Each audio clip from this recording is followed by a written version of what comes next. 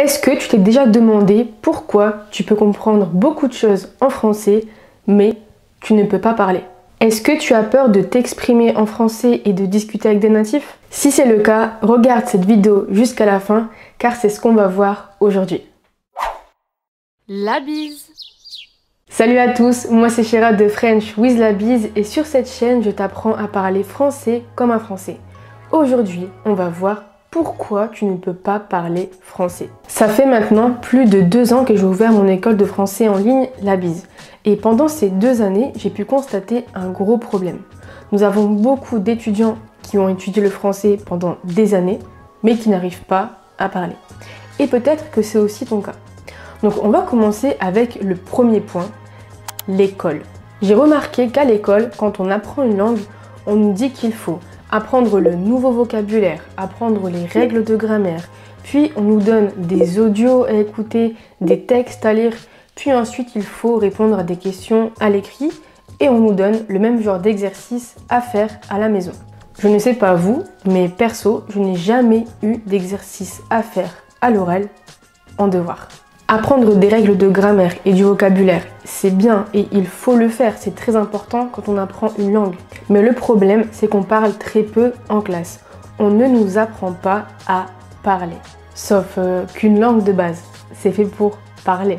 Et au final, je trouve ça normal, même logique, qu'après des années d'études dans une langue, on peut voir des personnes qui n'arrivent pas à parler. Et avec ce problème, il y a un autre problème, c'est la peur.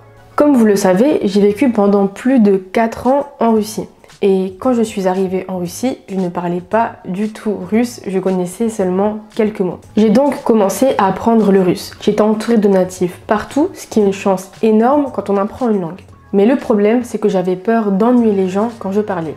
À réfléchir à comment bien former mes phrases sans faire de fautes de grammaire, mais j'ai vite compris qu'il fallait combattre cette peur et se forcer à parler.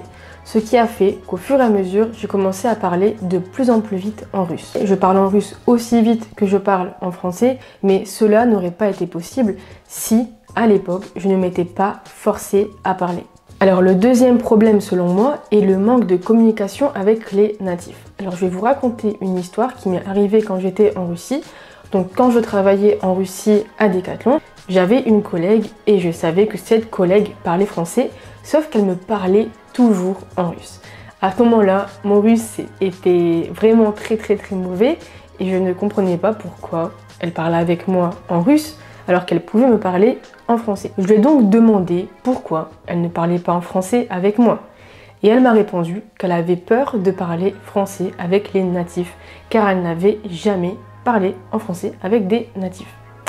Alors c'est quelque chose que je peux comprendre. On peut avoir peur de faire beaucoup de fautes en français, on peut avoir peur des moqueries, peut-être qu'on n'aime pas son accent non plus en français, donc ça je peux comprendre. Sauf qu'il faut savoir quelque chose, personne ne se moquera de vous. Et si on se moque de vous, vous pouvez gentiment rappeler à cette personne que vous, au moins, vous apprenez une langue étrangère. En plus de ça, je peux vous dire qu'on apprend avec ses erreurs. J'ai vécu en Espagne, en Chine, en Russie, donc c'est 3 pays totalement différents avec des cultures totalement différentes et des mentalités totalement différentes. Mais je peux vous dire que dans ces 3 pays, on ne s'est jamais moqué de moi et de mon accent. Bien sûr, il y a eu beaucoup de fois où je faisais des fautes et les gens n'arrivaient pas à me comprendre. Mais c'est une bonne chose car c'est en faisant ces fautes, c'est le fait que les gens me posaient des questions parce qu'ils ne comprenaient pas ce que je voulais dire que j'ai appris. J'ai donc appris beaucoup de mots, j'ai appris beaucoup d'expressions, j'ai amélioré ma prononciation. Donc n'ayez pas peur de faire des fautes et de vous tromper car au final, c'est ce qui va vraiment vous aider. Le conseil que je peux vous donner avant de terminer cette vidéo est de discuter, de pratiquer et de parler avec des natifs, peu importe votre niveau. Dans mon école, la bise, nos professeurs qui sont diplômés et natifs enseignent pour tous les niveaux, du niveau débutant au niveau C2. Alors si vous souhaitez améliorer votre français, je vous invite à une leçon test gratuite avec un de nos professeurs et vous allez voir que oui, même si vous avez un niveau débutant, c'est possible de discuter avec des natifs. Donc si vous avez aimé cette vidéo, n'hésitez pas à mettre un j'aime, à vous abonner à cette chaîne pour ne pas manquer les nouvelles vidéos et je vous dis à bientôt, la bise.